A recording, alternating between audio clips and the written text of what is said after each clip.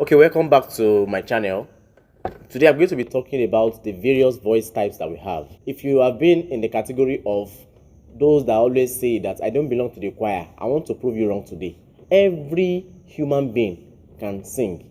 The voice has different quality and different texture.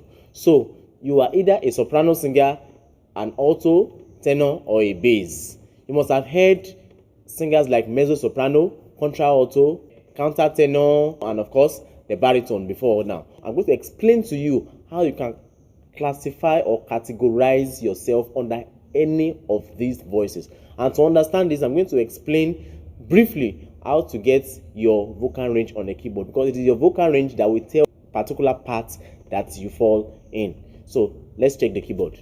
Now, if you look at your keyboard, you have two black keys, 3, 2, 3, 2, 3, 2, 3, 2, and 3. Take any two black key that you can find and look for the white that comes before it. So that white that comes before it is your key of C. That's key of C. So this is C1, this is C2, this is C3, this is C4, this is C5, and this is C6. So it means we have 6 C's on the keyboard. So if you belong to the category of a soprano singer, we expect that you should be able to run the scale between this C4 and this C6. That is, you must be able to pitch 1. Don't mind my keyboard, the last C is broken. So you must be able to pitch between this and this to be able to call yourself a soprano singer. And if you fall under the mezzo soprano, which some people call alto, alto can be classified in two types. We have the mezzo soprano and we have the alto voices. So you must be able to fall between A3 and A5. So we have our A1 here, A2, A3, A4, and A5. So you must be able, your pitch must be between.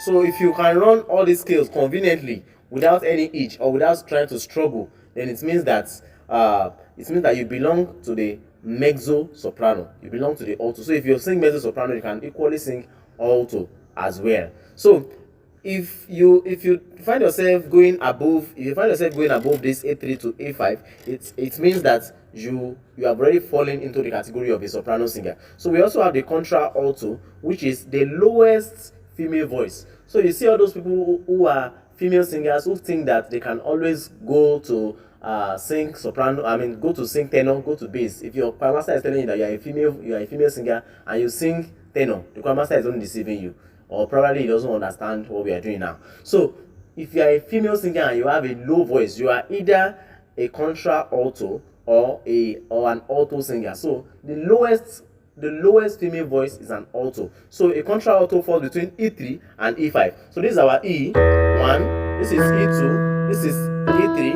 E4, and E5. So you must fall in between E3 and E5 to be able to call yourself a contra alto. As you can see, it's deeper than the previous one that we did, which is the alto and the mezzo soprano. So tenor singers, as a tenor singer, you must be able to sing between C3 and C5. This is C1, C2, C3. So you must be able to run between C3 here and C5 to be able to call yourself a tenor singer. Then if you are a baritone singer too, you must be able to pitch between A2 and A4. And that is A, we have A1, A2, and then you have A3, and we have A4. So this is your pitch range as a baritone singer. And as a bass singer, you must be able to run between E2 and E4. This is E1, this is E2, and then this is E3, and this is E4. So you should be able to run between this.